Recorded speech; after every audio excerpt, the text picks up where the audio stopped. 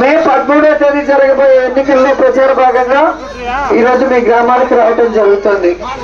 ఈరోజు మీరు అందరూ గుర్తుపెట్టుకోవాల్సింది ఒకటే, జగన్మోహన్ రెడ్డి 3600 కిలోమీటర్ల పైగా ఎండలో, వర్షంలో, దుమ్ములో, ధూళిలో నడిచి మీ కష్టాలు తెలుసుకొని వాటిని దూరం చేయాలన్న చిత్తశుద్ధితో సచివాలయ వ్యవస్థను తీసుకొచ్చారు. 50 ఇళ్లకు ఒక వాలంటీర్ను పెట్టారు. మీ ఇంటి వద్దకే పరిపాలన తీసుకొచ్చి మీ కష్టాన్ని దూరం చేసే విధంగా మీరు ఏ వెల్ఫేర్ స్కీమ్ కి ఎలిజిబిలిటీ ఉందో మీ ఇంటి దగ్గర తెలుసుకొని గౌరవంగా మీ ఇంట్లో మీ అకౌంట్ లోకే తీసుకొస్తున్నారు. మిమ్మల్ని గౌరవించే వ్యక్తిని గుర్తుపెట్టుకోవాలి.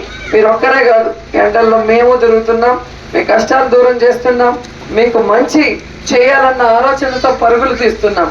ఈరోజు స్కూల్స్ రెనోవేట్ చేశాం, మీ పిల్లలకి గౌరవంగా యూనిఫామ్ ఇచ్చాం, మంచి భోజనం పెడుతున్నాం, బుక్స్ ఇచ్చాం, కూర్చోవడానికి బెంచీలు, రాసుకోవడానికి డిజిటల్ బోర్డ్స్, గ్రీన్ బోర్డ్స్ ఇచ్చాం, ఇంగ్లీష్ మీడియం తీసుకొచ్చాం.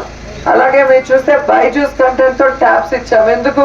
ఈరోజు టౌన్ లో చదువుకునే పిల్లలు చక్కగా చదువుకొని పేద పిల్లలు డల్ గా ఉండకూడదు, వాళ్ళు కూడా ఈరోజు టౌన్స్ లో ఉన్న కార్పొరేట్ స్కూల్స్ కి ధీటుగా ఉండాలి అని చెప్పి తీసుకురావడం జరిగింది. జగనన్న పిల్లలకి ఓట్లు లేదు అని చెప్పి ఏం చేయకుండా ఆపేలా మిగతా మినిస్టర్ సీఎంలు లాగా పిల్లలు రేపటి మన భవిష్యత్తు.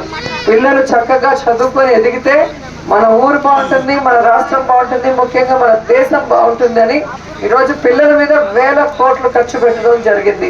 పిల్లవాడు స్కూల్కి పంపిస్తే మీ కొడుకు చదువుకోవడానికి మీకు అమ్మఒడి ఇస్తున్నాడు. ఎందుకంటే మీరు పిల్లవాడిని పనికి పంపించకుండా చదువుకు పంపిస్తే వాడు చక్కగా చదువుకొని రేపు మంచి ఉద్యోగం చేస్తే మీ కుటుంబాలు కూడా ఆర్థికంగా ఎదుగుతాయి అని. అలాగే మహిళలకి ఇంట్లో గౌరవం ఇవ్వాలి, మహిళల్ని కూడా ఒక మనిషిగా చూడాలనే మీ భర్తలో మీ కొడుకులో మిమ్మల్ని తక్కువ చేయకూడదని ఇంటి పట్టాలు ఇచ్చినా మీ పేరు మీదే, సంక్షేమ పథకాలు ఇచ్చినా మీ పేరు మీదే ఇవ్వటం అనేది మీరు గమనించాలి.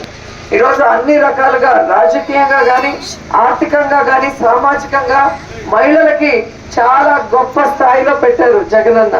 ఆ విషయాన్ని మనం అందరం కూడా గుర్తుపెట్టుకొని ఎన్నికలప్పుడు వచ్చే తెలుగుదేశం పార్టీ దొంగల మాటలు విని వాళ్ళు ఇచ్చేది తీసుకొని అటు ఇటు ఆడటం వల్ల మీరు నష్టపోతారు. ఆ విషయాన్ని గుర్తించండి. ఈరోజు మీరు చూస్తే 2 నెలల్లో 58 నెలలు మనం ఇంటింటికి ఇచ్చిన సంక్షేమాన్ని 2 నెలల్లో ఎలక్షన్ కమిషన్ కి లెటర్ పెట్టి మిమ్మల్ని ఎట్లా ఎండల్లో తిప్పుతున్నారో పెన్షన్ కోసం చూస్తున్నారు కదా. 2 నెలలకే ఈ పరిస్థితి అయితే రేపు తెలుగుదేశం పార్టీకి ఓటేస్తే ఏమీ ఉండవు.